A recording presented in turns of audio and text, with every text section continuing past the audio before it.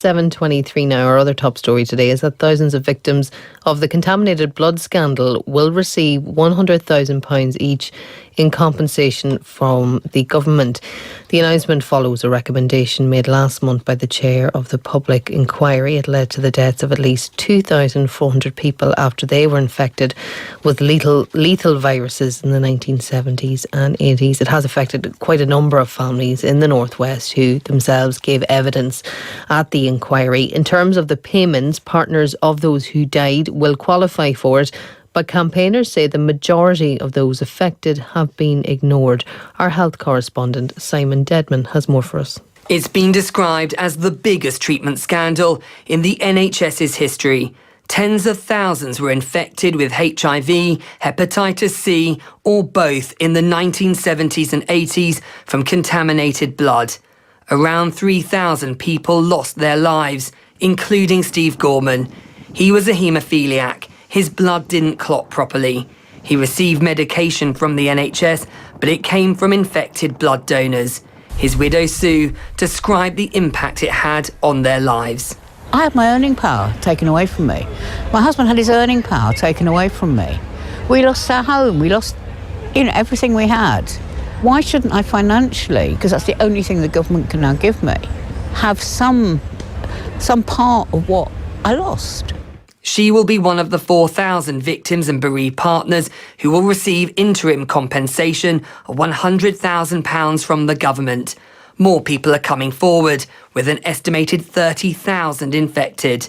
Parents who lost children, children who lost parents, are not on existing financial support schemes and will not receive compensation as part of this announcement. Campaigners will continue to push for them to be included in these interim payments and for further payments once the public inquiry concludes, which is expected to next year. That's our health correspondent Simon Dedman reporting there. We'll have more on this development after 8:30. Our health correspondent Louise Connolly will take us through really what it means for the families that have been affected in Northern Ireland. It is 8:37. In a landmark moment for victims of the infected blood scandal, those who have been affected and their bereaved partners are to receive an interim compensation payment of £100,000 by the end of October. That's the plan in England anyway, certainly.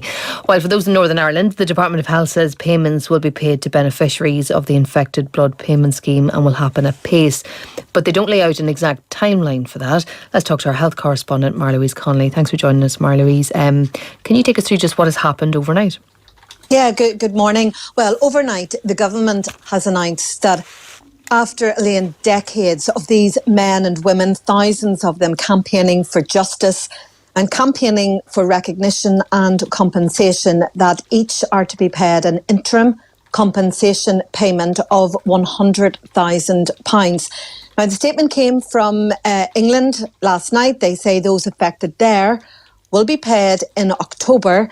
But as you say, there is no mention in the local statement from the Department of Health here, from Robin Swan, when exactly people here will be paid. There are around 100 people in Northern Ireland who are caught up in this, and it's been called the biggest treatment disaster, Elaine, in NHS history. Thousands of people have died and thousands of people's lives have been affected. It's a significant story.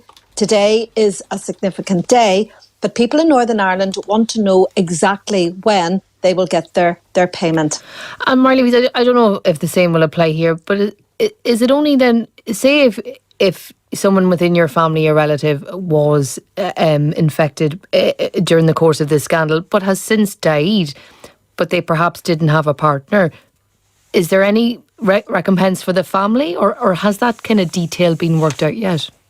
We understand that bereaved families are to receive a payment as well, but not everyone affected, for instance, perhaps a son, a daughter, a close member, family member may not be recognised for this. But we understand that partners of family of those who have been affected are to receive a payment. Now, there's a lot of details still to be ironed out.